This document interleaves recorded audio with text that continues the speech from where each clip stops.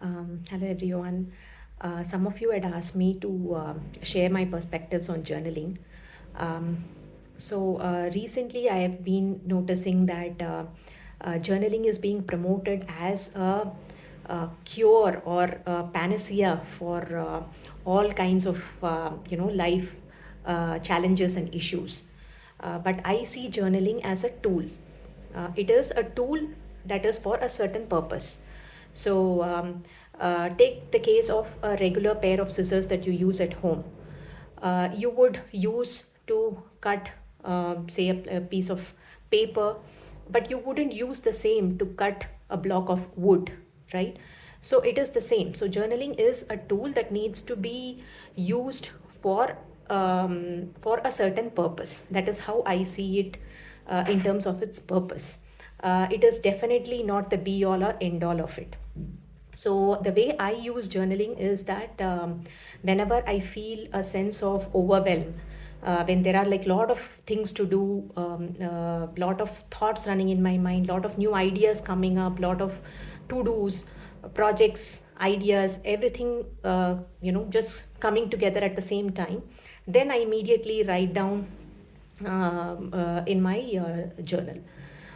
This is one. And then the second use case is that when there is a sense of need to rant, right? When you feel that there is an emotionally challenging situation and you want to just rant, you just want to let out all your feelings and thoughts, right?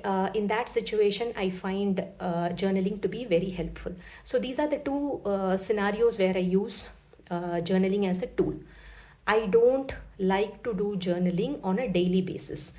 The reason being that we tend to get into this mode of over analyzing and overthinking, and in general, getting into too much of stress and anxiety over small issues. So, things you might not have paid a lot of attention to, and that doesn't need to be given so much attention. Just because you are journaling, you would start to blow up those problems. You would start to look at them as though you're looking through a magnifying glass. So this creates even more anxiety and becoming overly critical of self.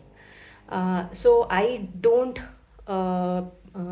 prefer to use journaling as a tool on a daily basis, only on a need basis. And the other thing is that journaling has to come from your own self initiated need rather than through prompts given by someone else.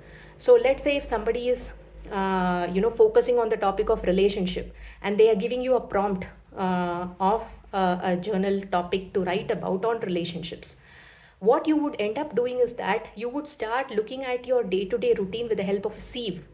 You will start to even nitpick on those tiny little stones, tiny little hiccups that you might face during the day, and you might start to overthink, overanalyze issues that are so minuscule that you wouldn't have noticed. You would start to give more importance. This leads to a sense of guilt, shame, victim mindset.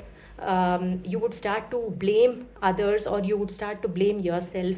So these are the repercussions of doing too much of analysis, too much of overthinking, especially if it is coming from someone else. You will start to look for problems. So the mind always loves to solve problems, and if you don't give bigger problems, what it does is that it blows up even the smaller problems into bigger ones and then tries to ruminate over it.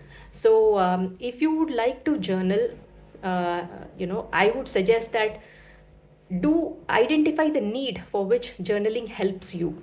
It's not for how journaling helps someone else. It's about you, how it is going to help you and your life. Figure out those reasons. For me, as I mentioned, those are the two use cases when I feel a sense of overwhelm of too many things to do, or when I feel there is a need to rant, when I need to just let go of all my thoughts and feelings onto a piece of paper.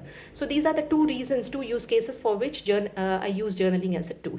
So figure out what it is that you would like to use journaling for. Don't just blindly follow somebody's advice or somebody's prompts. I hope this was helpful. Thank you.